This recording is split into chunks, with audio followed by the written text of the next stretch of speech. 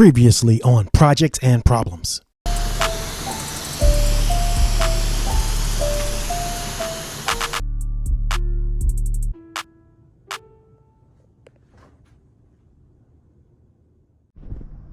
Hey Project fam, I'm not too happy. I don't think that this compressor is going to work out. I need to find a new compressor because I had to work way too hard to prime those parts. And high build prime is very forgiving, but my base coat and my clear coat is not going to be as forgiving. So before I get started, I need to find a compressor. I need to find something that has more horsepower, and more horsepower should translate into more air pressure. I need more pressure.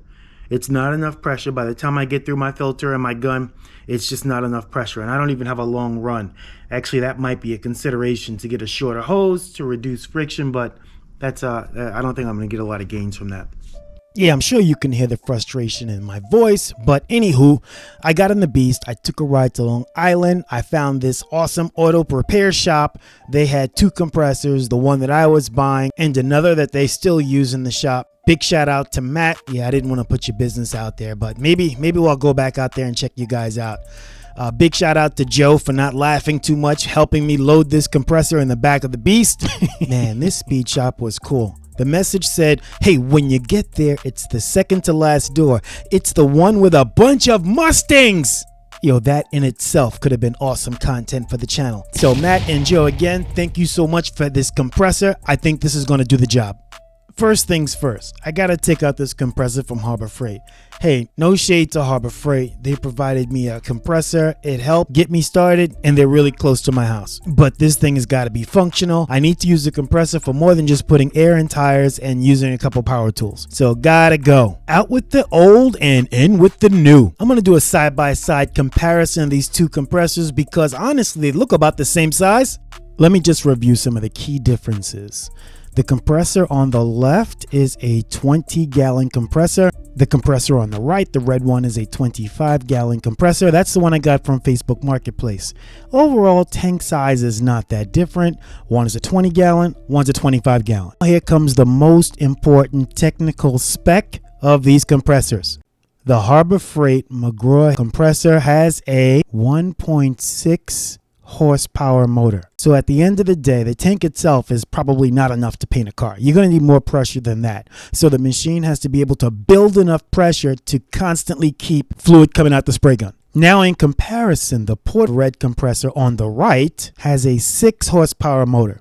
And I know there's been a lot of controversy over the horsepower itself coming out of the compressor, but in comparison, a 1.6 versus 6, that makes a huge difference. Now, if I deplete all the air in my tank, I've got this big engine on top that's pumping a lot of pressure, that's making a lot of pressure, and I can keep a constant flow of paint going through the paint gun. All right, I'm going to do something on this channel that I really don't do. You're part of the project family. You already know of the YouTubers that I talk about. Boogeyman, FPV. I mean, that's about it. There's a couple of people that I do watch on a regular. And over time, I'm going to drop some names.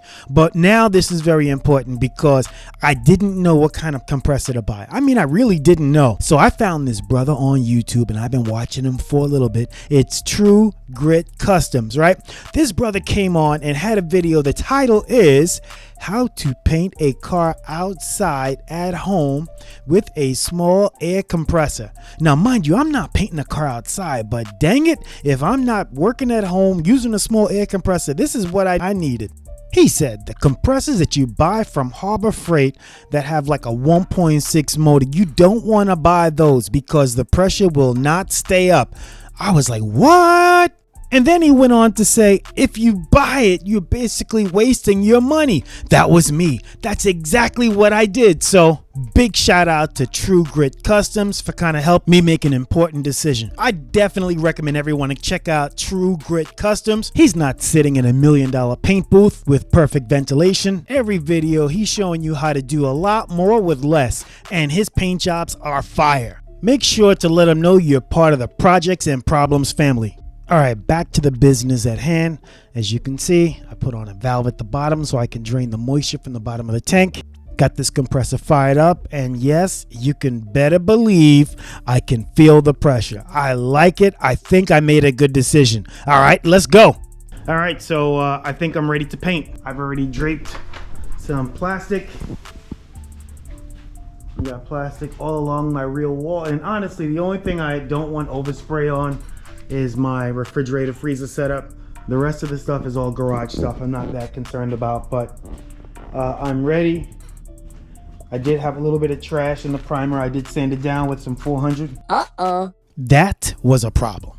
Sanding it down with 400 right before painting turned into be a problem, but welcome to Projects and Problems. I have my fans and filter ready to go underneath the door. Give me some ventilation. As you can tell, I'm pretty organized. I've got my mixing cup. This is my base coat. This is my slow reducer. After I put my base coat in, put my slow reducer in 1-to-1 ratio. I mix it up. I put my cap on. My cap already has a strainer, which is pretty cool. And I put that right on top of the gun. After I'm done with my 2 coats of base, since I already have primer on, what I'll do is I'll come back with my clear. This is my clear. This is a 2-to-1. So for every 2 parts of clear, I have to put 1 part of hardener. I have some left in this can. That should be good enough. Again, cup, like everything is all organized. Over here, this is my wax and grease remover. So wax and grease remover, this is my tack cloth. I'll put this in a Ziploc bag. I like to preserve these as long as I can, but at least until this job is done. I have my mask. This is actually a newer mask. My old mask was pretty dirty. I just saved it for, did I save it? I moved it somewhere. I have that ready. All right, these are not the guns I'm gonna use. Where's my gun setup? Here's my gun. So today I'm gonna go with the NT Tools. I think it's a 1.3 tip. And I got a little filter on it. I tested it last night. I'm up to about maybe 20. I'm actually at about 30 with no fan. Maybe 20 with fan itself, with a wide fan. So I have to test that out, but this gun is ready, good to go. And for those who don't know what it looks like, what I'll do is I'll take the gun, I'll set it right on top,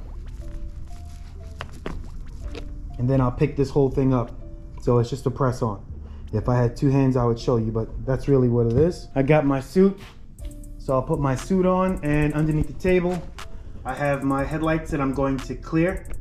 I'm probably gonna hit these with 1,000 before I do that. So I got that going as well. I think this is gonna make a huge difference, this compressor.